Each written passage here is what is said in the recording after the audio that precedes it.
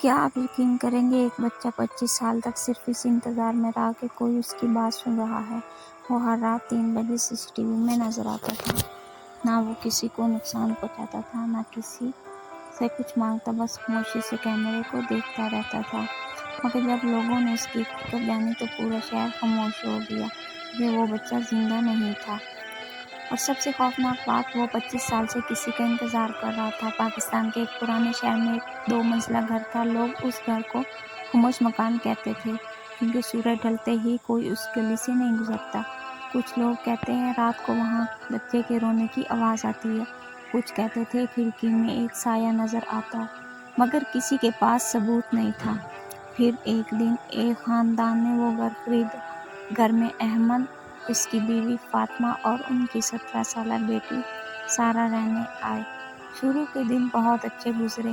گھر بڑا تھا، خوبصورت تھا اور حیرت کی بات بہت سستا تھا۔ سارہ نے ایک دن اپنے والد سے پوچھا، ابو، اتنا بڑا گھر اتنے کم پیسوں میں کیوں ملا؟ احمد ہنس کر بولا، لوگ فضول کہانیوں سے ڈرتے ہیں، اس لیے ہمیں فائدہ ہو گیا۔ کاش کہ وہ جانتا یہ حقیقت کیا تھی۔ ایک رات CCTV میں احمد چیک کر رہا تھا۔ وقت تھا تقریباً رات 3:02۔ اچانک اس کی نظر اسکرین پر جم گئی۔ گیٹ کے اندر ایک چھوٹا سا بچہ کھڑا تھا، سفید کپڑوں میں، خاموش، بغیر حرکت کیے، مگر گیٹ تو بند تھا۔ پھر وہ اندر آیا کیسے؟ احمد فوراً باہر بھاگا، مگر باہر کوئی نہیں تھا۔ اس نے پوری گلی دیکھی، کچھ نہیں، صرف خاموشی۔ اگلی ہی صبح اس نے ریکارڈنگ دوبارہ دیکھی، بچہ واقعہ وہاں موجود تھا۔ اب احمد پریشان تھا، لیکن اس نے گھر والوں کو کچھ نہیں بتایا۔ دوسری ہی رات بچہ دوبارہ آیا، مگر اس بار وہ گیٹ کے پاس نہیں تھا۔ وہ گھر کے مرکزی دروازے کے سامنے کھڑا تھا اور سیدھا کیمرے کی طرف دیکھ رہا تھا۔ لیکن جب احمد نے ویڈیو زوم کی تو اس کے جسم میں سرد لہر دوڑ گئی۔ بچے کی آنکھ کیمرے پر نہیں تھی، وہ کسی اور چیز کو دیکھ رہا تھا، ایسی چیز جو ویڈیو میں نہیں آ رہی تھی۔ اگلے ہی دن سارہ نے عجیب بات کی۔ اس نے کہا، امی، کل رات میں نے خواب دیکھا، ایک بچہ رو رہا تھا، وہ کہہ رہا تھا مجھے مت بھولو۔ فاطمہ نے اسے برا خواب سمجھا، مگر احمد کے چہرے کا رنگ اڑ گیا، کیونکہ اسی ہی رات CCTV میں بچہ نظر آیا۔ چوتھی رات بچہ دوبارہ آیا، مگر اس بار وہ گھر کے اندر تھا، ہال میں، خاموش کھڑا، بغیر حرکت کے۔ اگر دروازہ بند تھا تو وہ اندر آیا کیسے؟ احمد خوفزدہ ہو گیا۔ اس نے پورا گھر چیک کیا، ہر دروازہ بند تھا، ہر کھڑکی بند تھی، مگر CCTV میں جھوٹ نہیں بول رہا تھا۔ بچہ واقعہ اندر موجود تھا، اور ہر رات وہ گھر کے اندر ایک قدم آگے بڑھ رہا تھا۔ ایک ہفتے بعد بچہ سیڑھیوں کے پاس پہنچ گیا، اور اسی رات سارہ نے پھر خواب دیکھا۔ اس بار بچہ رو نہیں رہا تھا، وہ صرف ایک لفظ بار بار بول رہا تھا، نیچے، نیچے، نیچے۔ آخر گھر کے نیچے ایسا کیا تھا جو وہ دکھانا چاہتا تھا؟ ایک دن سارہ اسٹور روم صاف کر رہی تھی۔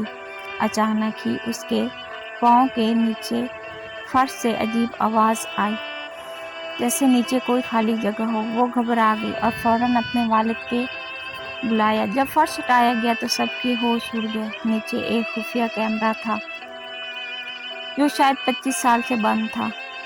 احمد، فاطمہ اور سارہ ایک دوسرے کو دیکھنے لگے۔ کیمرے کے دروازے پر زنگ لگا ہوا تھا، ایسا لگ رہا تھا جیسے برسوں سے کسی نے کھولا ہی نہ ہو۔ مگر سوال یہ تھا کہ اس کیمرے کو بند کس نے کیا تھا؟ احمد نے ہمت کر کے دروازہ کھولا۔ دروازہ کھلتے ہی گرد اور مٹی کے بو پورے کمرے میں پھیل گئی۔ کمرہ چھوٹا تھا، مگر اندر ایسی چیزیں موجود تھیں جنہیں دیکھ کر سارہ کے رونگٹے کھڑے ہو گئے۔ ایک پرانا کھلونا، ایک ٹوٹی ہوئی سائیکل، کچھ بچوں کے کپڑے اور دیوار پر لگی ایک تصویر۔ مگر تصویر میں جو بچہ تھا وہی بچہ CCTV میں نظر آتا تھا۔ سارہ کے ہاتھ کانپنے لگے، وہ تصویر اٹھا کر دیکھنے لگی۔ تصویر کے پیچھے ایک لفظ لکھا تھا، علی، اور تاریخ 25 سال پرانی تھی۔ اب سب سمجھ گئے تھے کہ CCTV میں نظر آنے والا بچہ کوئی اجنبی نہیں تھا بلکہ اسی گھر سے جڑا ہوا تھا۔ احمد نے پرانے ریکارڈ نکالے، پڑوسیوں سے بات کی اور آہستہ آہستہ ایک خوفناک حقیقت سامنے آنے لگی۔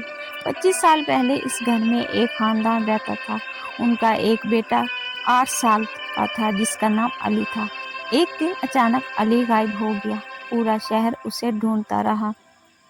پولیس آئی، تحقیقات ہوئی مگر علی کبھی بھی نہیں ملا۔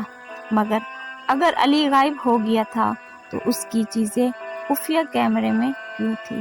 اسی ہی رات سہرا نے پھر خواب دیکھا۔ اس بار خواب پہلے سے زیادہ واضح تھا۔ علی رو رہا تھا، اس کے کپڑے مٹی سے بھرے ہوئے تھے اور وہ بار بار ایک ہی بات کہہ رہا تھا، میں گھر سے گیا ہی نہیں تھا۔ سہرا چیخ مار کر جاگ گئی۔ اس کا دل زور زور سے دھڑکنے لگ رہا تھا۔ اگلے ہی دن انہوں نے خفیہ کیمرے کی دیوار کو غور سے دیکھنا شروع کیا۔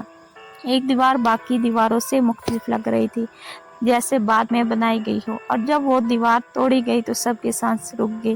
دیوار کے پیچھے ایک بہت چھوٹی سی جگہ تھی اور وہاں ایسے شواہد ملے جنہوں نے 25 سال پرانا راز کھول دیا۔ علی کبھی لاپتہ نہیں ہوا تھا، وہ اسی گھر میں موجود تھا اور برسوں تک کسی کو اس کی حقیقت معلوم نہیں ہوئی۔ فاطمہ کی آنکھوں میں آنسو آ گئے، سارا خاموش ہو گئی۔ احمد کرسی پر بیٹھ گیا۔ کسی کے پاس الفاظ نہیں تھے کیونکہ اب انہیں احساس ہو چکا تھا کہ سی سی ٹی وی میں نظر آنے والا بچہ خوف نہیں تھا، وہ مدد مانگ رہا تھا۔ لیکن ایک سوال ابھی باقی تھا، وہ ہر رات صرف سہرا کو ہی کیوں نظر آتا تھا؟ اس رات 3 بجے پھر سی سی ٹی وی آن ہوئی، بچہ دوبارہ نظر آیا، مگر اس بار وہ خوف زدہ نہیں لگ رہا تھا۔ وہ آہستہ آہستہ کیمرے کے قریب آیا اور پہلی بار اس کے چہرے پر ہلکی سی مسکراہٹ تھی۔ سارا نے اسکرین کو غور سے دیکھا۔